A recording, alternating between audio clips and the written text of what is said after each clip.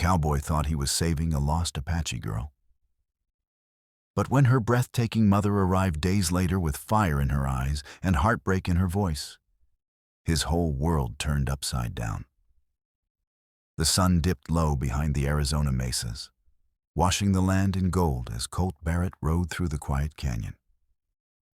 He'd spent most of his life alone, fencing cattle, breaking horses, and burying the memories of a past that still haunted him. Men said Colt didn't smile, didn't trust, didn't get attached. That changed the moment he found the little girl. She stood barefoot beside a dry creek bed, her small figure trembling in the evening wind. Her dress was torn, her cheeks streaked with dust and tears. When she saw Colt, she didn't run. She just hugged herself tighter and whispered something in Apache he didn't understand. Colt slid off his horse slowly. "Hey there, darling. You lost?" She blinked up at him with wide, terrified eyes. She couldn't have been older than 7. She pointed into the distance, but her voice cracked too much to form words. Colt looked around. No tracks, no campfire smoke, no sign of anyone. "All right," he murmured gently. "You come with me. You're safe now." The girl hesitated, then reached for his hand. Her fingers were ice cold. He lifted her onto his horse and wrapped her in his coat. She clung to him the entire ride back to his small ranch, her head resting against his chest. Colt felt something strange, an ache he hadn't felt in years, a need to protect. He offered her water, stew, and a warm bed near the fire. She ate quietly, watching him with big, cautious eyes. When he asked her name, she whispered, "Asha. Asha." He repeated softly. Pretty name.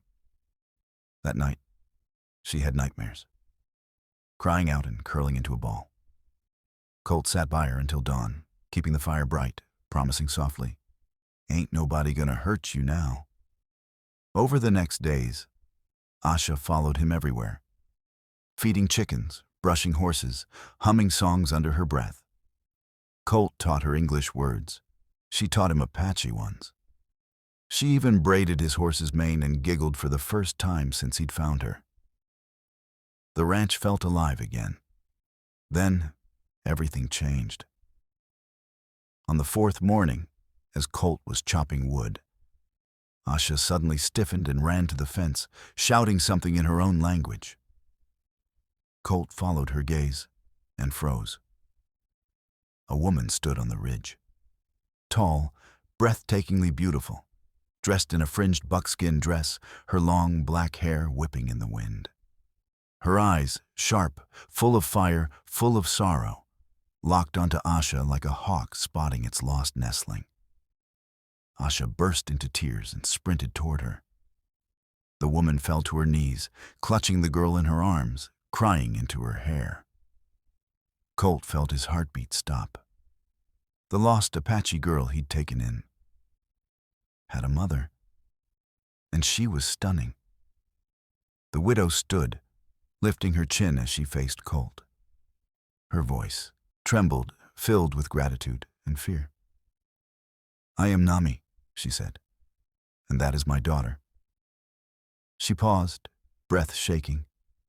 "You saved her life, cowboy.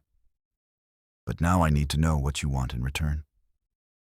Nami stood tall, her pride visible even through exhaustion. Colt could see she'd been traveling for days, her dress dusty, her lips cracked, her feet blistered. Yet she held her daughter like she would fight the entire world to keep her safe. "I don't want nothing from you," Colt said quietly. Nami didn't believe him. "White men always want something," she said bitterly. Colt shook his head. "Not this one." Asha tugged on Nami's dress, speaking quickly in Apache. Nami softened, brushing her daughter's hair gently. Colt watched the two of them. Something unsettled him. The way Nami held Asha with fierce protectiveness, the way Asha clung to her, yet kept glancing back at Colt with trust in her eyes. What happened? Colt finally asked. Nami hesitated before answering. We were traveling north. Raiders attacked our camp. I hid Asha in the rocks, but when I returned, she was gone. I looked for her 3 days. Her voice cracked. 3 nights. Colt felt his chest tighten. She wasn't far from dying when I found her.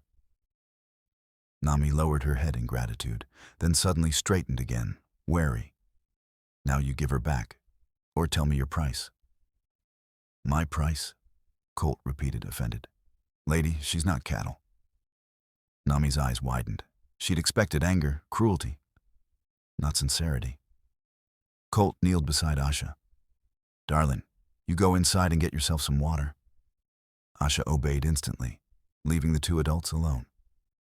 Nami watched her daughter disappear into the cabin, then whispered, Why was she so comfortable here?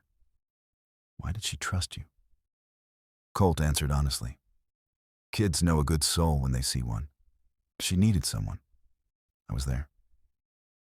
He expected Nami to relax, but instead her expression turned even more guarded.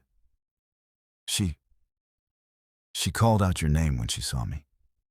Nami admitted, voice cracking. Not mine. Yours. Colt didn't know what to say. He had only tried to protect the girl. But that small truth hit him like a blow. Nami wrapped her arms around herself, shoulders trembling. I am grateful.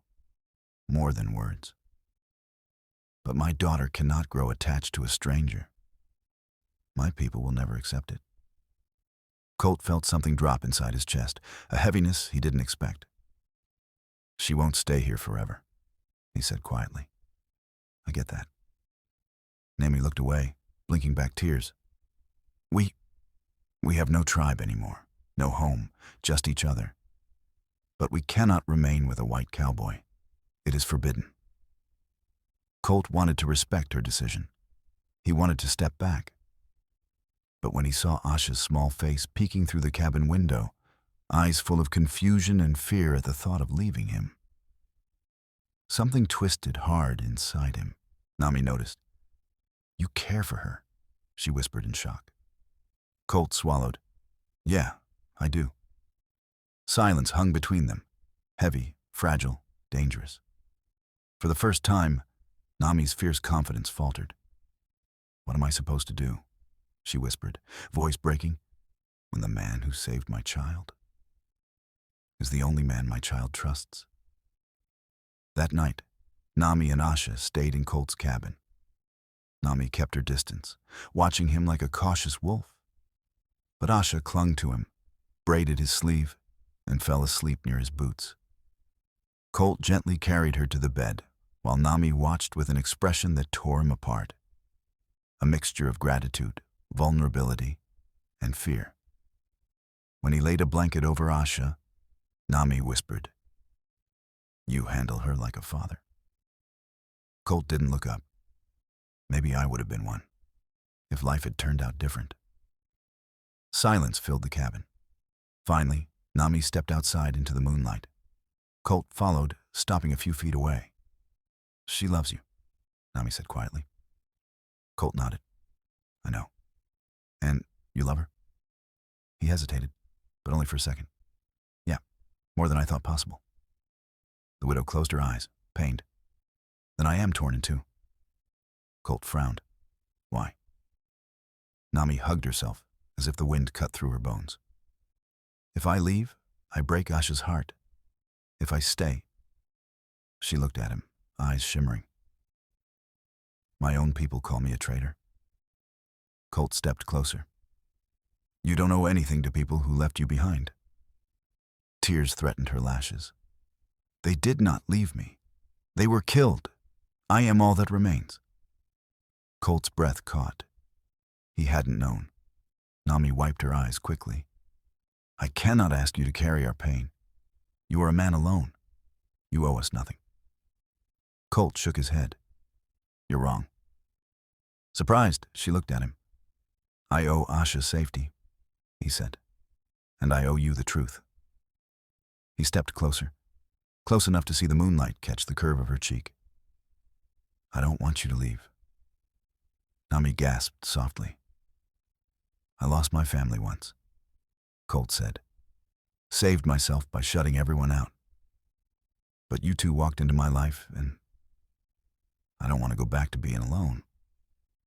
Nami trembled, torn between instinct and longing. Cowboy, are you asking us to stay? Colt reached out, gently touching her hand. No, I'm asking you to choose what's right for you and your girl. Her breath hitched at his touch, honest, warm, respectful. Then she whispered the words he never expected. I choose you. Before Colt could speak, Asha rushed out of the cabin and wrapped her arms around both adults, smiling through sleepy eyes as if she understood everything already. Nami knelt, pulling her daughter close. We stay, she said, voice trembling but sure. If you will take us. Colt crouched beside them, eyes soft.